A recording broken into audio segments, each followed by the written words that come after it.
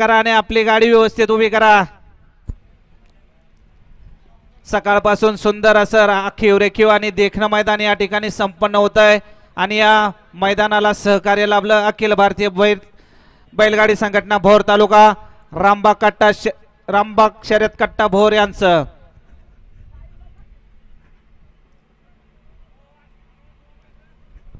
सुटला भव्य दिव्य मैदानातील गट क्रमांक 31 सुटला आणि 31 मध्ये एकूण 4 गाड्यांमध्ये या ठिकाणी रणसंग्राम पाहायला मिळतोय. सुंदर अशा गाड्यांमध्ये लढत सुरू आहे परंतु एका गाडीने मधल्याच रानाला टाप टाकलाय आणि निर्विवाद वर्चस्व.